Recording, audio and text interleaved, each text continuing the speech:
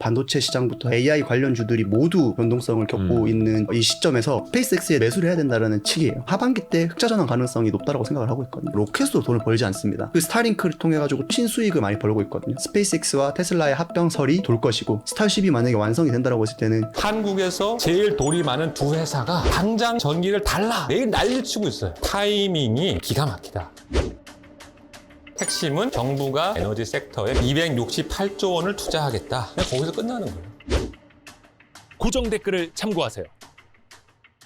안녕하세요. 안녕하십니까. 사실 되게 큰 산업 먼 미래를 연구하시는 거잖아요. 애널리스트로서. 근데 사람들은 일단 당장의 걸 많이 또 질문을 하죠. 주가 왜 빠지느냐 막 이렇게. 요즘 좀 많이 듣지 않으세요? 저도 주주로서 네. 스트레스를 좀 받고 있고요. 거기에 대해서 어떻게 좀 대응을 해야 될지도 많이 전달 드리고 있고, 사실 주가라는 게 항상 오르면야 좋겠지만 빠지는 구간을 염두를 해두고 항상 주식 투자를 해야 되는 거잖아요. 그렇죠. 항상 그래서 그 빠지는 장에서 대응을 어떻게 하느냐에 따라서 수익률이 많이 달라지는 것 같아요. 그러니까 지나고 봤을 때. 그래서 최근에는 사실 우주산업뿐만 아니라 반도체 시장부터 해서 AI 관련주들이 모두 큰 변동성을 겪고 있는 이 시점에서 저는 사실 올랐을 때 어떻게 하느냐보다 떨어질 때의 대응이 더 중요하다고 생각을 하거든요. 그래서 청취자분들, 시청자분들께서도 오늘 방송 들으시면서 좀 관련해서 좀 매도와 관련된, 대응과 관련된 부분들을 정보들을 많이 얻어갈 수 있었으면 좋겠습니다. 떨어질 때의 대응은 어떤 게 있어요? 그러니까 먼저 하락의 요인을 살펴봐야겠죠. 그러니까 이 하락의 요인이 단기적인 어떤 외부 변수로 인한 하락일 수도 있고요. 혹은 정말 산업적으로 좀 꺾이는 방향성일 수도 있고, 그래서 그런 관점에서 바라봐야 되는데, 우주산업에 대해서 스페이스X가 주가 하락이 지금 엄청나게 큰 낙폭을 보이고 있잖아요. 이 주가 하락을 먼저 좀 정리를 드리면, 지금 현재 주가 수준은 고점 대비 거의 절반 정도 빠졌어요. 40% 후반 정도 지금 촬영일 기준으로 빠졌는데, 공모가 기준으로 한 10% 내외 정도로 하락을 했습니다. 그러니까 그 말인즉슨 상장 직후에 굉장히 이제 급격하게 주가가 올랐다가 이제 하락도 굉장히 이제 좀 빠른 구간으로 접어 들어간 거죠. 왜 그렇게 됐을까를 저는 세 가지 정도로 유추해 볼 수 있을 것 같은데, 제일 첫 번째는 일단 밸류에이션인 것 같습니다. 그러니까 상장 전에도 사실 지적들이 많았어요. 공모가가 형성됐을 때도 135불 공모가에 대해서도 이게 싸다 비싸다에 대한 논쟁은 있었는데, 그런 부분들이 사실 주가가 빠지는 구간에서는 더욱더 부각이 될 수밖에 없는 것이 첫 번째고, 두 번째는 이제 아무래도 락업 해제 관련된 부분도 있을 것 같습니다. 그러니까 보호예수 물량들. 맞습니다. 우리나라 같은 경우에는 상장을 하고 나서 보호예수 기간이 6개월 정도 됩니다. 6개월 정도에 이제 해제가 되는데, 미국 같은 경우에는 순차적으로 좀 해제가 돼요. 6개월 동안 해제가 됩니다. 그럼 이게 처음으로 락업이 해제되는 게 언제냐? 그게 8월 6일입니다. 이제 주식 물량들이 좀 쏟아져 나와요. 맞습니다. 그래서 8월 4일이 실적 발표일이거든요. 이번 2분기 실적 발표일이 스페이스X의 8월 4일이 예정되어 있고 8월 6일 날 락업이 해제되어 있어요. 그럼 투자자들 입장에서 봤을 때는 락업 해제되는 이슈와 실적 발표 이슈가 겹치다 보니까 그 뒤를 좀 바라보는 것이 아닌가라고 생각도 들고 있어요. 그러니까 그 전에는 좀 변수를 차단하는 측면에서 물량이 나오는 것이 두 번째인 거고, 세 번째는 이제 매크로 관련된 이슈가 있을 것 같습니다. 그러니까 거시경제. 맞습니다. 그래서 어떤 금리 인상이라든지 특히 최근에는 뭐 사실 스페이스X뿐만 아니라 전반적인 글로벌 기업들의 주가 투자 심리가 너무 안 좋잖아요. 그러니까 그런 부분들도 같이 영향을 받으면서 주가가 많이 하락을 했다라고 분석을 하고 있습니다. 그러니까 매크로 요인, 물가라든지 금리 요인 때문이라면 사실 본업에 대해서는 큰 영향이 없는 건데 언젠가는 또 돌고 도는 거니까 장기 투자자에게는 사실은 또 크게 신경 쓸 요인은 또 아닐 수도 있겠고, 회사 내부적으로도 사실은 락업이라고 하는 보호예수 물량, 그러니까 주식을 팔고자 하는 사람들의 물량이 나오는 건 사실은 또 본업은 또 아니에요. 맞아요. 그러면 그 사이에 우주 산업은 커져가고 있고 기업은 계속해서 또 기술력도 그렇고 성장해 가고 있는 과정이 있는 거고요. 그래서 저도 이게 항상 직업 특성상 제일 많이 듣는 질문이 사요? 팔까요? 이 질문 되게 많이 들어요. 그러니까 사실 애널리스트가 주가를 맞힐 수는 없어요. 그런데 다만 지금 주가가 이 기업의 본질 가치 대비 뭐 높다 낮다 정도는 의견을 드리는 거죠. 맞습니다. 그런데 제가 그 답변을 항상 드릴 때 항상 이렇게 좀 머뭇거리는 이유가 왜 그러냐면, 이 산다라는 행위가 굉장히 다양해요. 그러니까 그게 무슨 말이냐면, 제가 투자 자금의, 그러니까 예를 들면 가용 자금의 100%에서 지금 반도체 주식이 95% 가지고 있어요. 그럼 여기서 삼성전자 하이닉스를 더 살까요? 라고 하는 거는, 뭐 예를 들어서. 그쵸.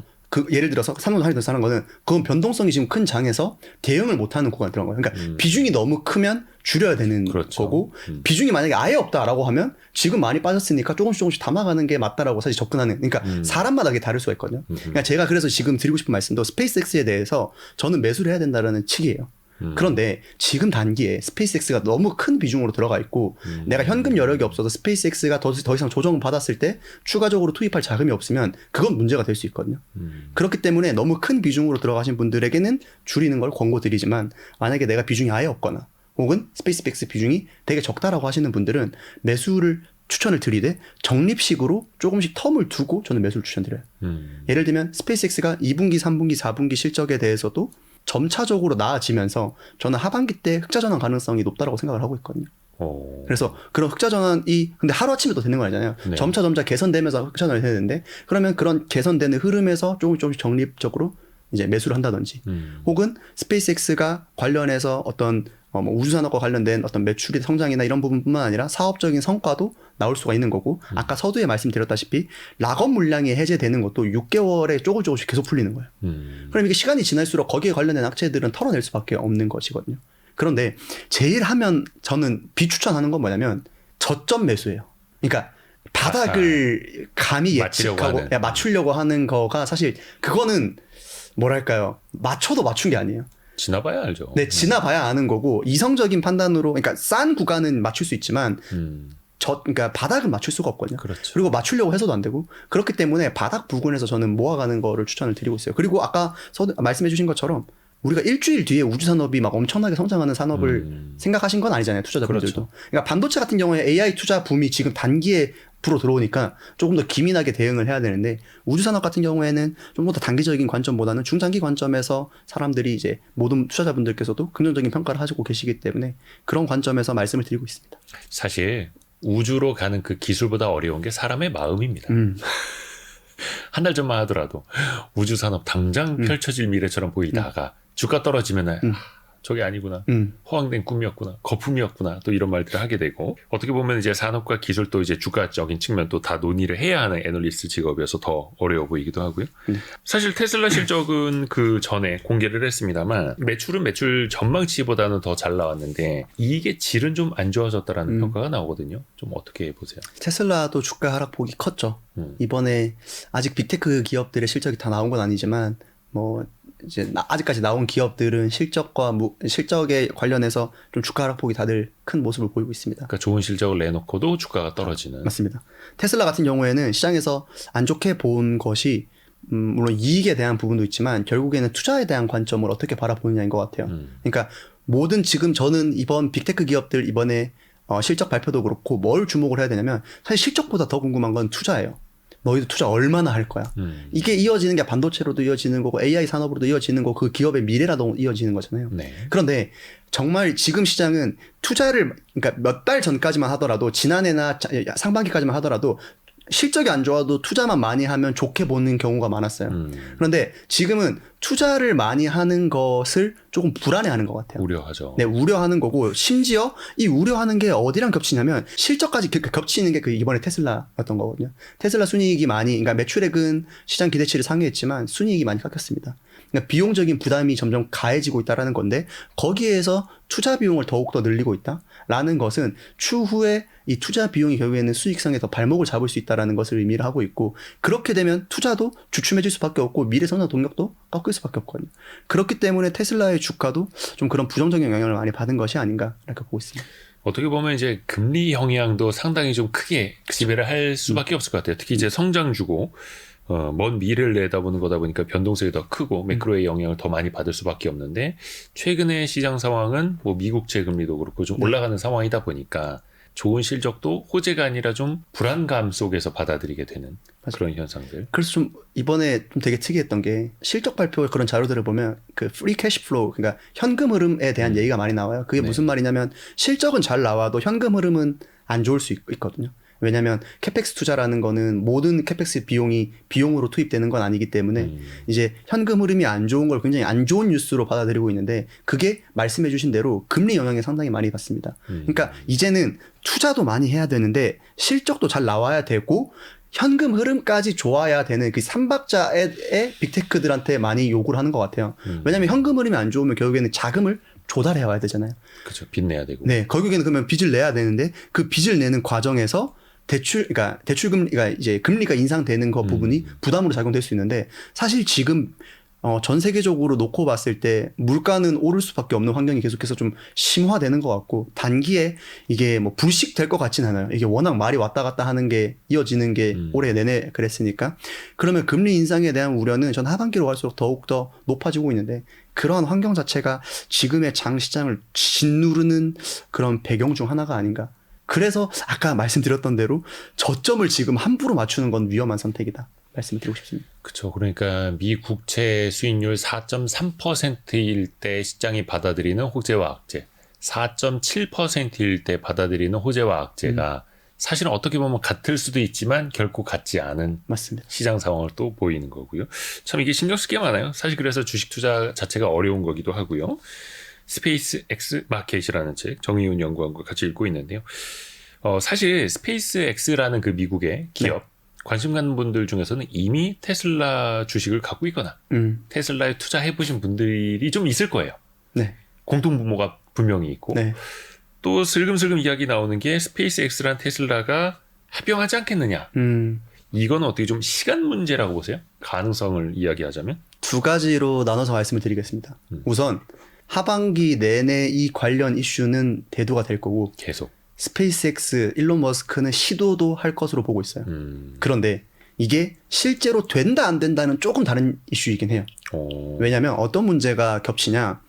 지금 어떤 부분을 살펴보셔야 되냐면 스페이스X도 일론 머스크 기업이고요. 테슬라도 일론 머스크 기업으로 알려져 있죠. 네. 그런데 둘의 지분율이 다릅니다. 스페이스X 같은 경우에는 지분율이 40% 정도 넘는 수준이고 테슬라 같은 경우에는 제가 알기로는 10% 초반 정도 되는 걸로 알고 있어요. 의결권은 좀 더 높지만. 그렇죠. 그러다 보니 일론 머스크 입장에서 놓고 봤을 때 이 두 기업이 합쳐진다라고 하면 스페이스X의 기업 가치를 더 높게 받는 것이 전체 합병 법인의 본인의 지배력이 더 올라가요. 본인에게는 스페이스X가 더 고평가돼야 좋죠. 그쵸. 그러다 보니 누가 불만이 그 과정에서 왜냐면 일론 머스크 입장에서 그럴 동인이 충분한 거잖아요. 네. 근데 그런 과정에서 그럼 누가 불만이 있을 수밖에 없냐면 테슬라 주주들의 피해가 있을 수밖에 없어요. 의도적으로 스페이스X의 기업 가치를 높이고 우리의 기업 가치를 낮추는 거 아니야?에 대한 지적이 있을 수밖에 없거든요. 그러다 보니 이제 뭐 금융 당국이나 이런 데에서도 뭐 승인을 내주냐 안 내주냐는 다른 문제인데 최근에 어떤 그런 행보들을 봤을 때 하반기에는 스페이스X와 테슬라의 합병설이 계속 좀 돌 것이고 지금 최근에 스페이스X 관련 인사들의 어떤 발언들을 봤을 때 밑밥을 조금씩 까는 것 같아요. 합병이 싫지는 않은 분위기. 네. 그리고 합병에 대해서 그러니까 필요성을 언급을 조금씩 하고 있습니다. 그러니까요. 그 가능성은 그러면 둘째 치고 네. 필요성은 어떠하냐. 네. 전기차, 자율주행차, 또 네. 로봇까지도 한다라는 테슬라와 우주산업 중심의 또 AI를 개발하는 스페이스X가 합병을 할 필요성은 어떻게 보세요? 표면적인 필요성은 사실 만약에 이게 단순 전기차와의 시너지 효과라고 하면 좀 적을 수는 있어요. 그러니까 물론 자율주행과 관련해서는 통신망 인프라를 갖추고 있다는 거는 스페이스X에게 큰 무기이긴 하지만 단순히 그것만으로 전기차 시장과의 합병을 노리는 건 좀 어려울 수 있는 것이거든요. 그런데 테슬라의 최근 사업적 방향성을 보면 테슬라 주식에 관심 많으신 분들은 좀 눈치채실 수도 있는데 전기차의 힘을 좀 빼고 로봇이나 AI 팩토리 쪽에 힘을 조금 더 실어 넣는 추세입니다. 그러면 당연히 그 의지는 일론 머스크의 의지가 반영됐다라고 봐야겠죠. 네. 그리고 그러한 방향성에 있어서 시너지 효과가 날 수 있는 게 사실 스페이스X이긴 해요. 왜 그러냐면 테슬라가 지금 준비하고 있는 그러니까 아직까지는 사업적 방향성이 뭐 로봇 쪽이 되게 많은데 결국 지금 로봇 시장은 물론 최근에는 좀 투자 심리가 많이 꺾였지만 하드웨어가 급속도로 발전하고 있는 시장이거든요. 그래서 아마 유튜브 영상에서 보시는 것처럼 막 애가 막 백덤블링하고 네. 막 갑자기 마라톤 뛰고 하드웨어의 어떤 그런 퀄리티가 매우 높아지고 있는 단계잖아요. 그런데 결국에는 로봇의 하드웨어가 발전되는 단계 이후에는 소프트웨어가 장착이 돼야 돼요. 그러니까 어떤 그냥 단순 노동의 고퀄리티의 단순 노동 같은 경우에는 지금 하드웨어로 되는데 이 소프트웨어를 어떻게 장착시킬 것인가에 대해서는 결국 AI가 들어와야 되거든요.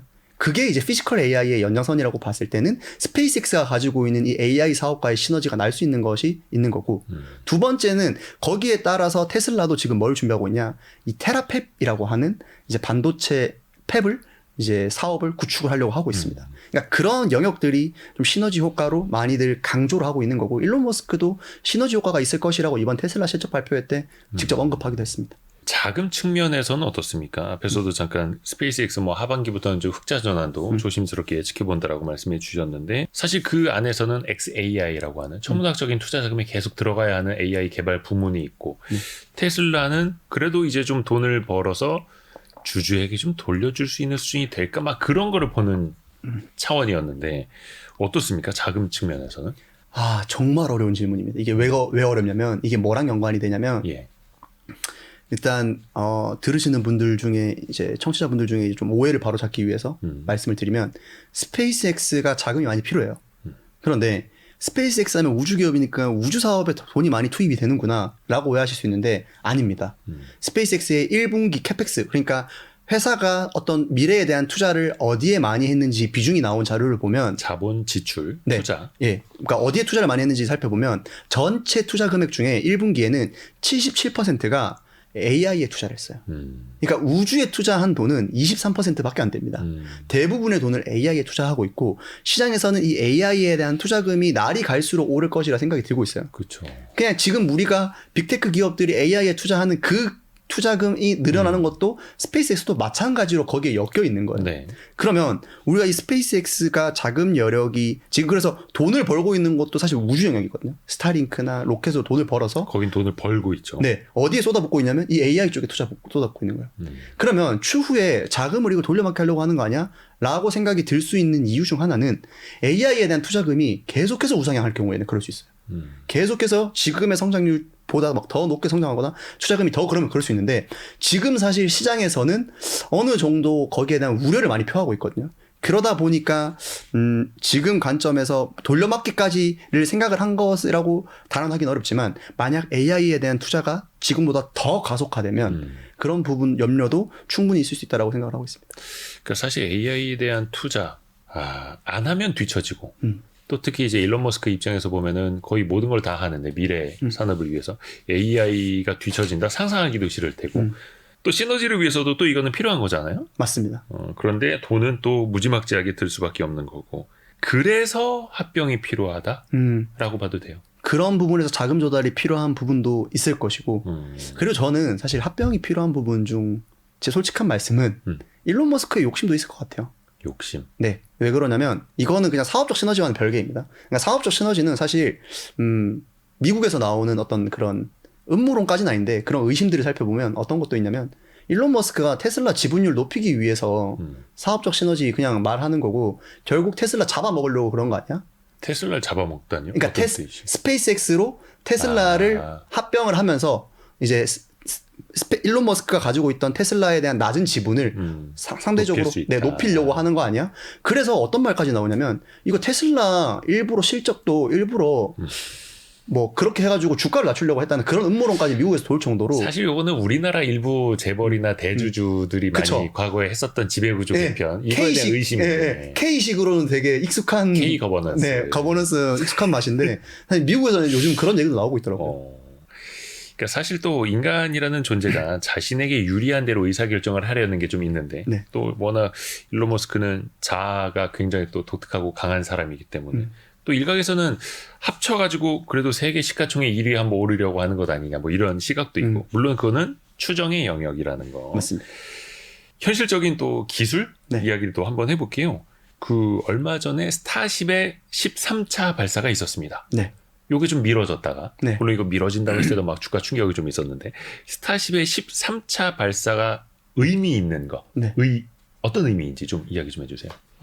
사실 스타쉽에 대해서 먼저 말씀을 드려야 될 것 같은데, 스타쉽 같은 경우에는 스페이스X가 개발하고 있는 차세대 로켓입니다. 그런데 단순 차세대 로켓이 아니라 인류 역사상 가장 강력한 로켓이라고 생각하시면 돼요.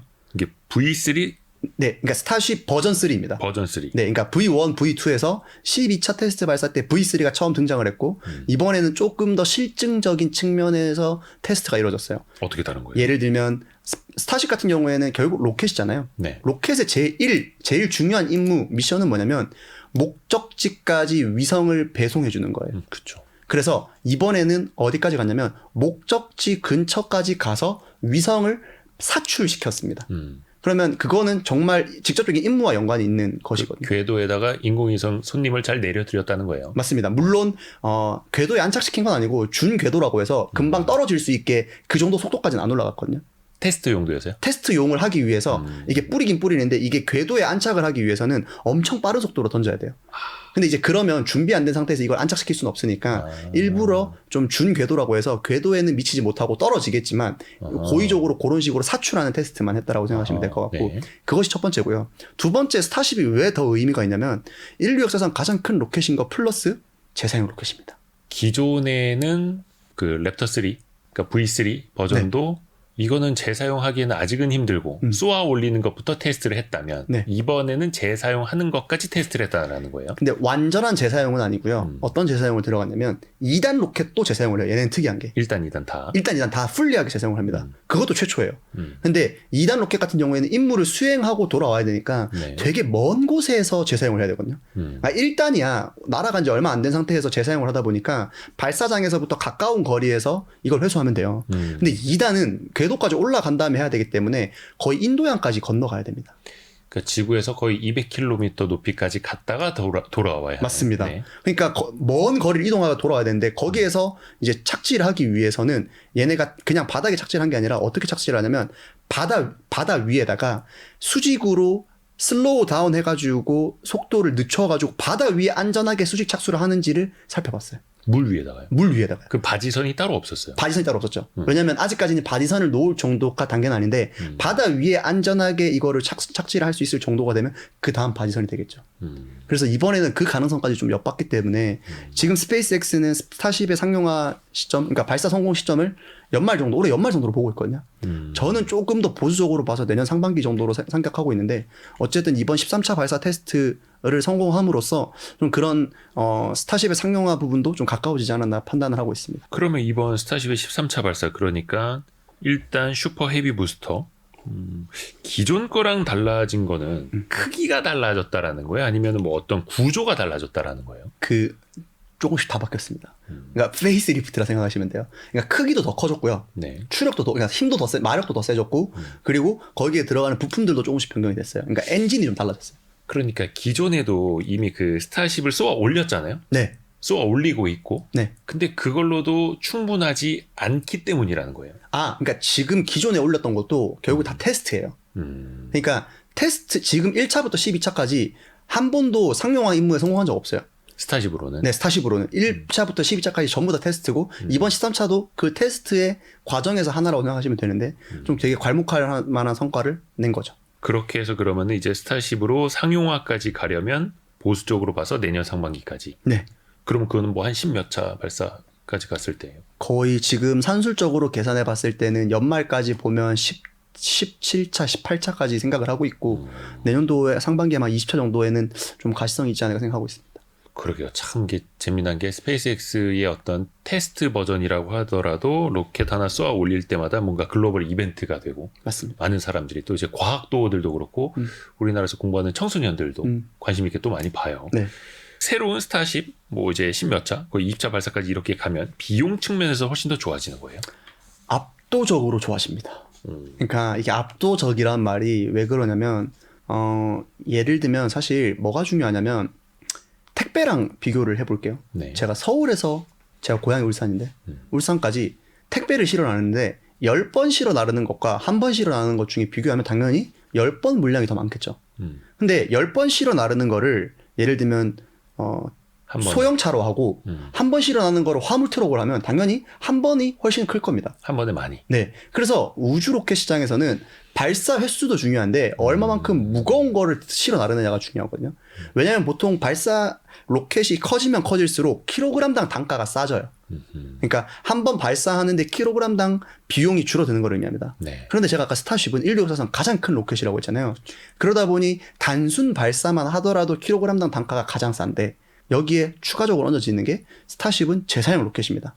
그런데 여기에 플러스로 그냥 1단만 재사용하는 게 아니라 1, 2단 모두 재사용이 돼요.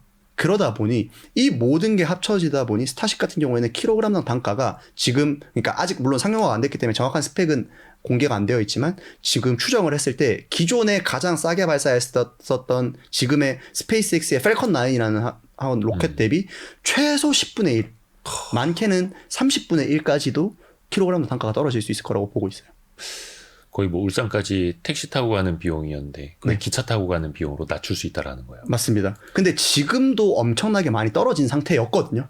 그런데 이 스타쉽이라고 하는 로켓에 대한 기대감이 왜 이렇게 크냐면 지금 떨어진 것도 엄청 많이 떨어졌다고 해서 지금 발사 수요가 엄청나게 많이 발생하고 있는데 지금 스타쉽이 만약에 완성이 된다고 했을 때는 더욱더 혁신적으로 떨어질 수 있는 거죠. 그러니까 다른 로켓 발사 업체들 아니면 이제 적으로 이제 국영 기업들이 하는 거에 비했을 때는 훨씬 더 단가를 낮췄는데 거기에서 또 10분의 1까지. 그 스타쉽이 그 제가 정의윤 연구원 만날 때마다 여쭤보는 건데 스타쉽이 어느 정도나 큰지 네. 헤비 부스터 그 1단과 2단 네. 그 좀 비유 좀 해주세요.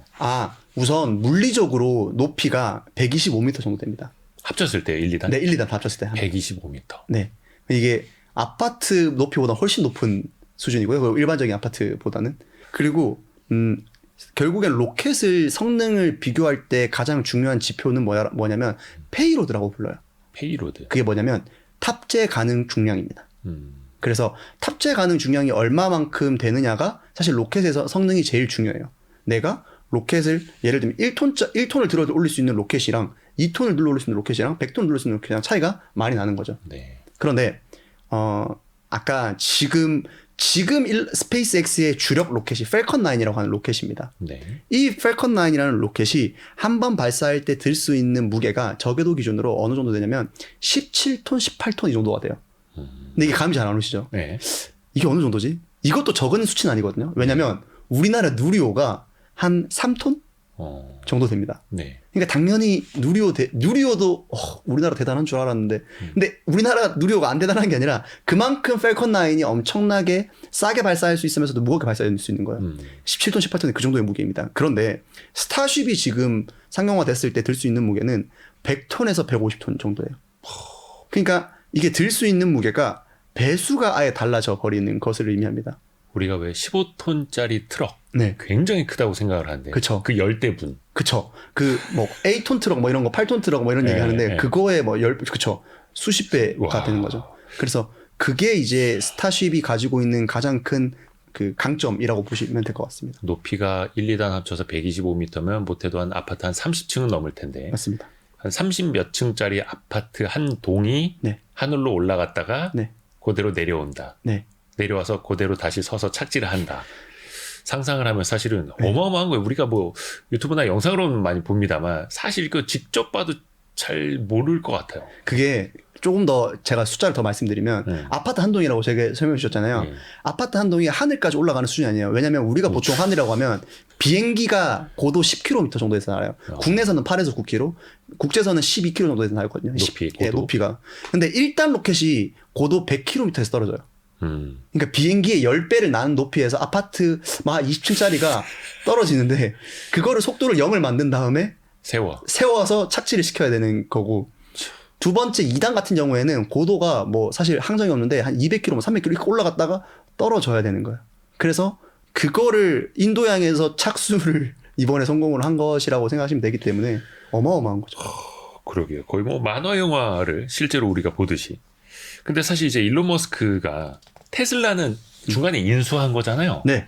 스페이스X는 본인이 창업을 한 거죠. 맞습니다. 더 먼저. 맞습니다. 전기차의 미래보다 우주를 먼저 내다봤다는 거예요. 그 일론 머스크가 사실 그 페이팔로 돈을 엄청나게 많이 벌었거든요. 그 인터넷 결제하는. 맞습니다. 네. 지금 뭐 우리가 결제할 때 국제 결제할 때 보면 페이팔 같은 거 많이 맞습니다. 활용하신 분인데 거기에 일론 머스크가 90년대 후반에 그 지분이 들어가 있었어요.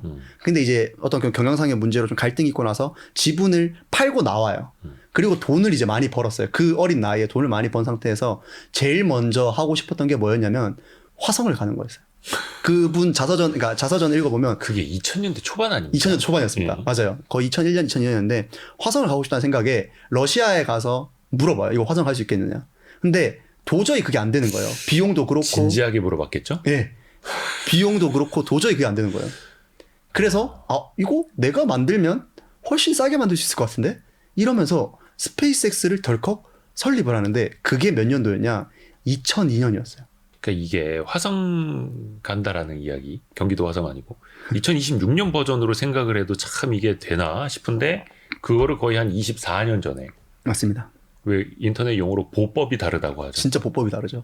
근데 지금이야 일론 머스크가 되게 유명한 사람이고 돈이 엄청나게 많은 사람이니까 사람들이 그걸 간다고 해도 근데 지금도 비웃는 사람이 많잖아요. 그렇죠. 네. 2002년이면 우리 2002 월드컵 할 때예요. 네. 그러니까 우리나라 나로호 발사가 2010년대 초반입니다. 그러니까 그거보다 훨씬 먼저 국가기관에서 로켓을 개발한 것도 아니고 민간 기업을 창업을 한 거예요. 그것도 맨 땅에서. 그리고 나서 그러니까 일론 머스크가 테슬라 지분을 처음 매입한 게 2004년이었으니까 말씀하신 대로 전기차 시장에 대한 미래보다 우주 시장에서의 미래를 더 가지고 가려고 했던 것 같습니다. 대단합니다. 지금은 왜 그 뉴 스페이스 시대, 그러니까 국가 주도가 아니라 민간 주도로 넘어가는 그 시대를 이야기하고 있는데 다만 연구원께서는 뉴 스페이스 시대 아직 완전하진 않다라고 또 했어요. 네, 그러니까 이게 뉴 스페이스 하면 이름이 되게 멋있잖아요. 네. 뭐 우리나라도 뉴 스페이스 하면 좋을 것 같고. 근데 뉴 스페이스와 올드 스페이스를 가르는 기준이 뭐냐면 공급과 수요를 누가 하느냐예요. 그러니까 지분의 차이가 아니라 네, 그러니까 공급과 수요를 모두 민간에서 발생이 되면 그게 뉴 스페이스 시대입니다. 그럼 올드 스페이스는 뭐냐? 공급과 수요를 누가 다 하냐면 정부에서 하는 거예요. 옛날에 미국과 소련의 경쟁 때처럼. 그렇죠. 심지어 우리나라 같은 경우에도 로켓 개발하는 과정에서 정부가 예산을 투입을 해서 개발을 하는데 거기에 대한 개발도 누가 맡냐면 항우연, 한국항공우주연구원이라고 하는 공공기관이 맡아왔었어요. 그러면 그 두 측면 모두 국가에서 하다 보니까 그걸 올드 스페이스라고 부릅니다. 그리고 그 중간에 있는 미드 스페이스가 뭐냐면 이제 수요는 국가가 내는데 공급을 민간이 해주는 거예요. 아하, 민간이 기술력이 많이 올라가. 근데 이제 당장 돈이 되는 이런 돈 발주 같은 경우에는 정부에서 대신 프로젝트를 내주는 거죠. 예. 그래서 뉴스페이스 단계에 지금 있는 거는 미국밖에 없어요, 사실상. 그럼 우리나라는 지금 어디 있냐? 우리나라는 올드 스페이스와 미드 스페이스 그 사이에 있습니다. 그 중간으로 이제 넘어가려고 하는 단계예요. 그러면 당연히 뉴스페이스로 빨리 넘어가면 좋잖아요. 그런데 많이들 오해하시는 게 뉴스페이스로 넘어간다라고 해서 정부가 손을 떼면 뉴스페이스 넘어가냐? 그게 아니에요. 오히려 반대로 정부가 자금 투입을 더 많이 해야 돼요. 그러니까 자금 투입을 더 많이 해서 민간 기업들 입장에서는 그 정부의 어떤 수주를 받아가지고 기술 개발을 한 상태에서 레퍼런스를 쌓으면 이게 기술 개발력들이 많이 올라오고 다른 나라로부터 수요가 발생되거든요. 그럼 이 산업이 커지면 인프라가 커지게 되면 본인들이 스스로 프로젝트를 또 일구기도 해요. 그러니까 산업을 키워나가기 위해서 정부의 육성이 좀 필요하다라는 마중물이 필요한 거죠.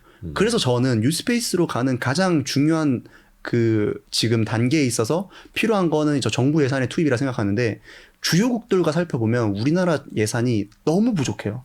그래요? 거의 미국과는 우주개발 예산이 한 100배 정도 차이가 납니다. 이게 항상 비교 대상을 우리가 미국, 중국이랑 잡아놓고 해서 그렇긴 한데. 미국뿐만 아니라 일본, 중국과도 수십 배가 차이가 나요. 그러니까 우리나라가 물론 잘하고 있어요. 잘하고 있는데 미국과 중국과 일본과 유럽, 러시아 기술 격차가 많이 나거든요. 기술 격차가 많이 나는데 이걸 따라잡아야 되잖아요. 근데 이게 따라잡아야 돼 말만 하는데 이게 정부 예산 투입되는 거 보면 그 주요 국가들과 그러니까 차이가 많이 납니다. 이게 사실 예전에 뭐 디스플레이 기술도 그렇고 조선 기술도 그렇고 반도체 기술도 그렇고 어느 나라랑 어느 나라 몇 년의 기술 격차가 있다 뭐 이런 이야기 많이 하잖아요. AI도 마찬가지로 뭔가 좀 따라잡아야 하는 그런 대상이기는 한데 특히 이제 우주 발사체 기술 같은 경우에는 이게 참 따라잡기가 다른 것보다 더 어렵지 않을까라는 막연한 생각은 좀 있거든요. 네. 실제로는 어떨까요? 어렵죠. 왜 그러냐면 우주 로켓과 가장 유사한 게 뭐냐면 ICBM입니다. 대륙간 탄도미사일이요. 예. 우주 로켓의 목적지는 어디죠? 우주겠죠. 우주죠. 예. 근데 ICBM은 우주가 경유지예요. 다른 대륙으로. 그쵸. 다른 대륙으로 가기 위해서 우주를 경유했다가 가는 거예요. 금미사일이고. 네. 근데 사실 그 둘의 기술은 같아요. 내가 어디까지 가는데 그냥 우주를 경유하냐 아니면 그냥 우주까지 가냐 그 차이인 것뿐이지 둘의 기술력이 매우 유사합니다. 또 탄두. 예. 뭘 싣느냐. 그 뭘 차이. 싣느냐에 따라 달라져요. 그래서 그 사실 우주 로켓이 처음 개발됐던 이유도 사실 ICBM을 개발하기 위해 했던 것과 같아요. 스푸트니크 쇼크가 이제 그 사례였는데 그러다 보니 이게 제가 이 말씀을 왜 드리냐면 국가 간의 기술 이전을 막아놨어요. 그러니까 아예 원청적으로 막아놨습니다. 예, 그게 규약으로 되어 있어요. 그러다 보니 국가 간의 기술 편차가 매우 심해요. 그러니까 내가 만약 우리나라에서 우주 로켓을 개발하고 싶다. 맨 땅에서 개발해야 돼요. 그러니까 국가 간의 기술 편차가 매우 심하겠죠. 우리가 그 나로호 초반에는 러시아 도움을 좀 받았잖아요. 그것도 정확히 얘기하면 예. 나로호 1단 로켓을 러시아의 도움을 받았는데 예. 러시아가 기술 이전을 해준 게 아니라 러시아가 그냥 1단 로켓을 만들어서 예. 배송을 해준 거예요. 아, 그럼 우리는 그걸 보고 또 배운 거고. 원래는 보고 배우면 안 되죠. 근데 그건 이제 노코멘트 하겠습니다. 근데 그렇게 시작을 해야 하는 거고. 네. 그게 맨땅 헤딩이라는 거예요. 네. 오, 그래서 왜 ICBM 기술이 뭐 북한이 뭐 어느 나라에게 이걸 넘겼느냐, 뭐 이게 또 민감한 게 그런 거네요. 맞습니다. 그래서 북한은 뭐 이게 본인들은 ICBM 자꾸 쏘면서 테스트하면서 뭐라고 하냐면 우리는 우주 발사체를 쏜 거다. 아, 말은 그렇게 하죠. 우주 로켓을 발사했다라고 자꾸 얘기를 해요. 그게 굉장히 기술력이 유사해서 그래요. 근데 그걸 할 수 있는 나라가 현재까지는 전 세계 7나라인 거예요. 그쵸. 우리나라가 거기 이제 포함이 된 거고. 그쵸. 7번째로 우리가 들어가기는 했으나 뭐 다른 나라들도 계속 또 도전을 해요. 근데 우리는 거기에서도 또 이제 앞서 나가기 위해서 시간을 또 단축을 시켜야 한다라는 게 과제고. 그쵸. 그 우리나라가 비유적으로 말씀드리면 마라톤 같은 거 경기 보면 선두권 그룹 있잖아요. 예. 우리가 선두권 그룹에는 있거든요.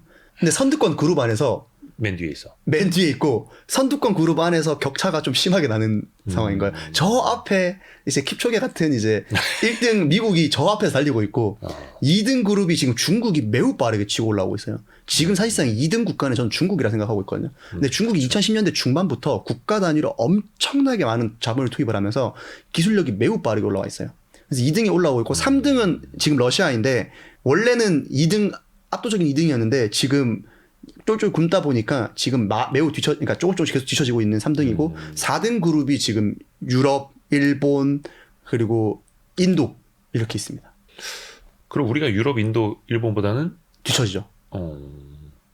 그러니까 사실 운동이라고 하면 황영조, 이봉주 같은 선수가 갑자기 나오면 어쩌다 한 번은 금메달 딸 수 있고 네. 박태환, 김연아 선수가 한 번 나오면 대단한 위협을 달성할 수 있겠으나 이거는 장기전이고 또 국가 차원의 일이기 때문에 맞습니다. 사실 우리나라에도 이노스페이스도 그렇고 뭐 페리지도 그렇고 약간 관련된 그 스타트업들이 또 있어요. 맞습니다. 또 한화에서도 기술 이전을 해서 또 민간 중심으로 가려고는 하고 있고 네. 근데 그게 아직까지는 중간 정도로 가기 위한 과정이 있다라는 거. 맞습니다. 그래서 직접적인 사실 그 아까 말씀드렸던 선두권 그룹에 있는 다른 국가들, 기업들과 비교하기에는 아직까지 많이 모자란데 반대로 얘기하면 선두권 그룹 안에 있다라는 거는 아직까지도 희망이 있다라는 걸 의미를 하거든요. 그렇기 때문에 국내 기업들의 어떤 그런 기술 발전도 사실 응원하고 좀 기대를 하고 있는 상황입니다. 이걸 또 어디까지 응용할 수 있을 것인가. 사실은 뭐 화성에 가고 싶다라는 건 이제 일론 머스크의 이야기고 굉장히 또 시간은 많이 걸리고 당장 우주 기술이 돈이 되느냐를 증명을 해야 되는 거잖아요. 스페이스X는 이제 증명을 했어요. 스타링크라는 걸 통해서. 네. 다른 나라들도 다른 기업들도 그게 가능할까요? 가능하죠. 그러니까 지금은 스페이스X 말고 왜 다른 국가들은 돈을 못 벌어? 라고 생각할 수 있는데 이게 스페이스X를 잘 모르시면 그러니까 로켓 발사와 관련된 뉴스들이 많이 나오다 보니까 아 로켓으로 돈을 많이 벌구나 라고 생각할 수 있는데 우주시장 전체 우주시장에서 로켓이 차지하고 있는 비중은 10%도 안 돼요. 제가 이거 5%도 안 되는 걸로 알고 있습니다. 그러니까 로켓으로 돈을 버는 게 아니에요. 스페이스X도 로켓으로 돈을 벌지 않습니다. 훨씬 더 다른 걸로 많이 벌고 있어요. 스타링크. 그게 스타링크인데 그게 뭐냐면 결국엔 서비스 시장이에요. 비유적으로 말씀을 드리면 국내에서 쿠팡이 커머스 시장에서 사실 1등이잖아요. 네. 그러니까 어떤 그런 논란과는 별개로. 그런데 쿠팡이 그 정도의 커머스 시장에서 점유율을 점할 수 있었던 가장 큰 배경은 로켓 배송입니다. 네. 근데 쿠팡이 배송을 해주고 돈을 받는 건 아니죠. 그러니까 로켓 배송이 엄청난 가장 큰 경쟁력이긴 한데 결국에는 커머스 수수료로 이거를 그렇죠. 수익을 낸단 말이죠. 스페이스X도 완전 똑같아요. 어떻게 하냐면 로켓으로 돈을 버는 게 아니라 로켓은 다른 국가나 다른 기업에게 돈을 받고 발사를 대신 해주기도 하지만 거의 대부분의 발사를 본인들 위성 발사에 쓰고 있어요. 그리고 그 위성 이름이 스타링크 위성인 거예요. 그리고 그 스타링크를 통해 가지고 통신 수익을 많이 벌고 있거든요. 그런데 그 스타링크를 그럼 스타링크로 돈을 많이 버니까 스타링크가 중요한 거겠네. 근데 그 스타링크를 구축할 수 있었던 가장 큰 인프라가 로켓 또 발사인 발사체고. 거예요. 네. 그래서 지금 스타링크 가입자 숫자가 늘어나는 것도 그렇고 실적이 늘어나는 것도 그렇고 마진율도 그렇고 상당히 높은 수준입니다. 그러니까 그 저궤도 통신 위성. 네. 스타링크가 어떻게 보면 이제 전 지구 위 궤도를 이제 뒤덮고 있지 않습니까? 뒤덮고 있죠. 압도적인 1등 사업자이자 어떻게 보면 또 유일한 사업자이고 뭐 중국도 국가적으로는 한다고는 합니다만 그러면 다른 나라 다른 기업들도 똑같이 스페이스X의 비즈니스 모델대로 네. 스타링크 같은 걸 또 국가적으로 추진을 한다라면 그걸 또 앞설 수 있을 것인가? 그 비즈니스 모델 그 시장에서 또 경쟁을 해야 되는 거잖아요. 네. 후발주자 입장에서 또 불리해질 수도 있겠고 많은 비용을 가지고 네. 그 측면에서 좀 어떻게 봐야 될까요? 그러니까 일단 첫 번째는 그 진입 장벽이 높아요.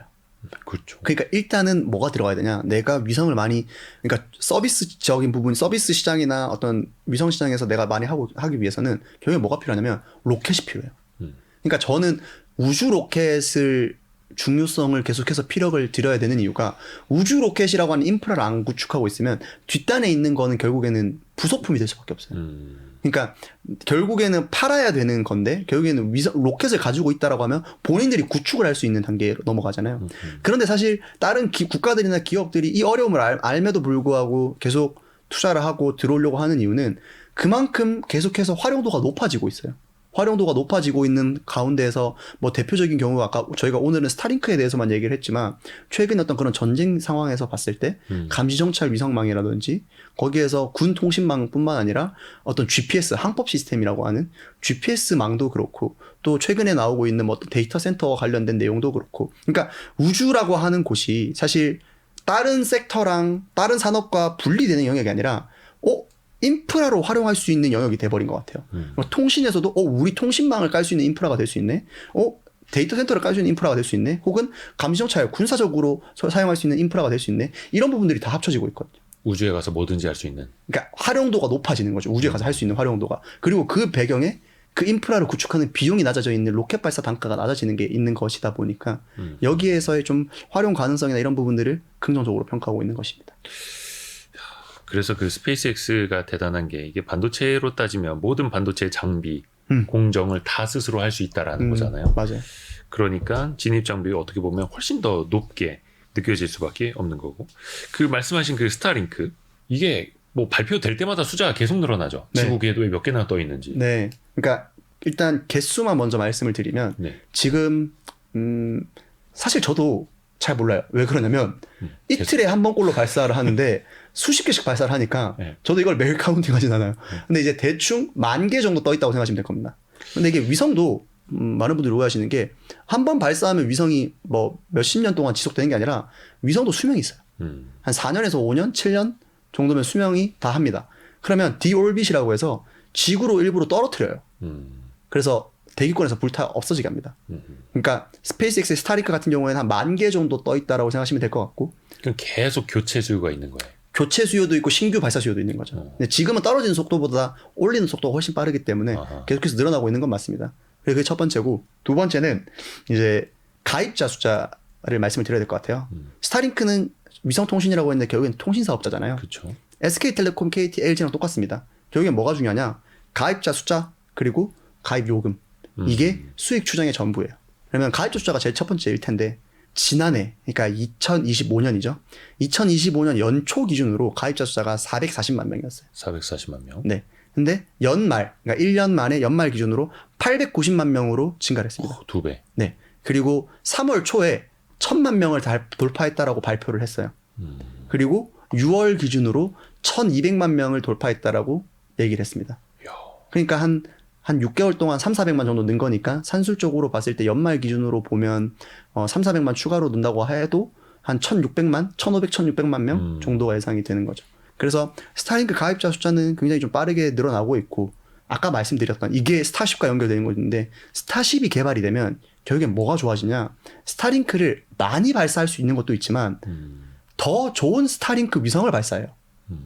더 좋은 스타링크 위성이란 건 뭐냐? 기능이 올라간 걸 의미하는 거거든요. 그러면 기능이 올라가면 결국에 뭐가 될 수밖에 없냐면 무거워질 수밖에 없어요. 근데 지금은 그 무거운 위성들을 많이 못 발사하는 거예요. 네. 근데 스타쉽이 등장하면 무거운 위성들도 많이 발사할 수 있게 되는 거죠.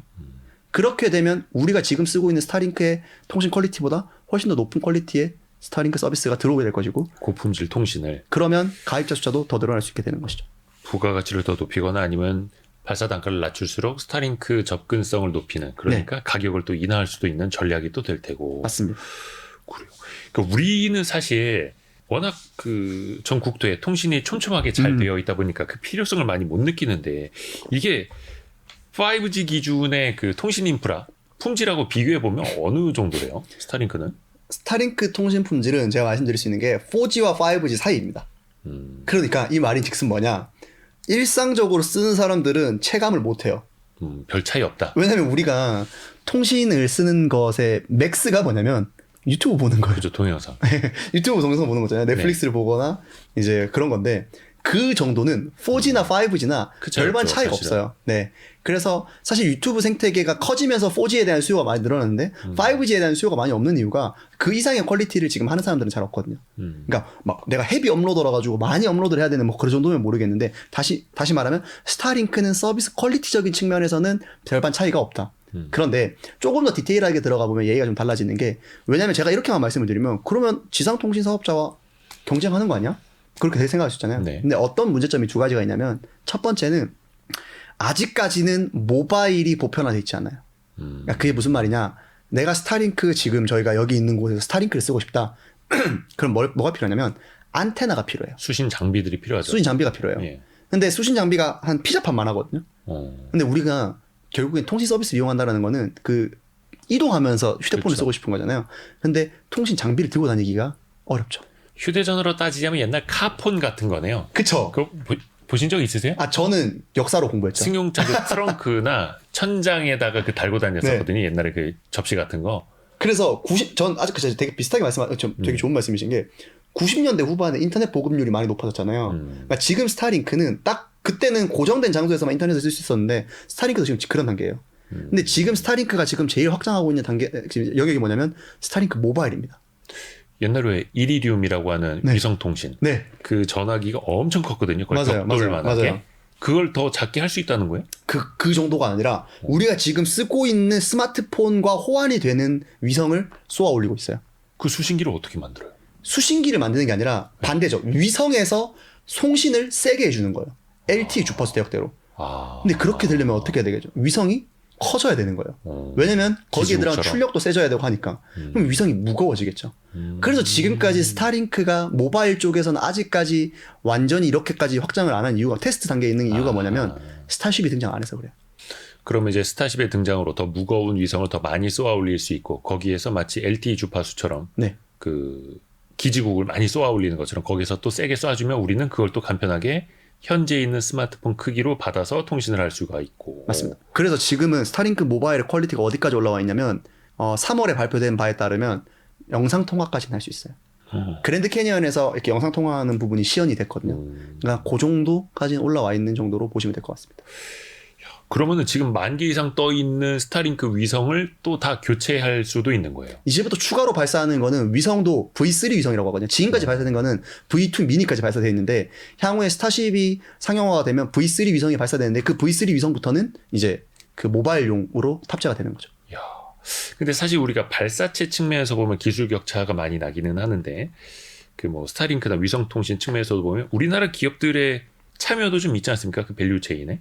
밸류체인의 참여도는 있는데, 예. 어떤 부품단보다는 어떤 그런 소재 쪽이라고 보시면 될 것 같아요. 국내에 있는 기업들은.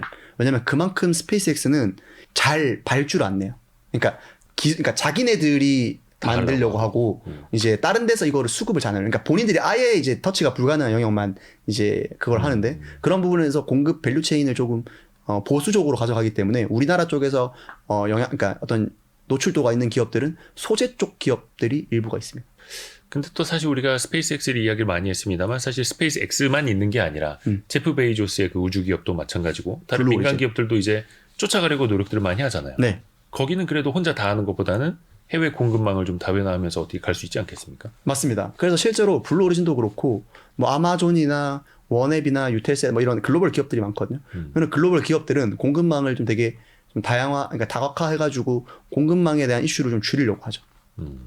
거기에 또 우리 기업들이 기회를 잡을 수도 있을 테고. 그렇죠. 이게 사실 또 무궁무진한 그 잠재력 가능성이 있는 산업이다 보니까 기대되는 바도 크고 이왕이면 또 우리나라가 우리 기업들이 좀 잘했으면 좋겠고. 네. 정의훈 연구원과 함께 스페이스 X 마켓이라는 책을 오늘 읽어봤는데요. 이 책을 관통하는 핵심 구절 네. 하나를 좀 직접 낭독을 좀 부탁드리려고 하거든요. 제가 사실 이거 예. 어젯밤에 자기 전에 고민을 많이 했습니다.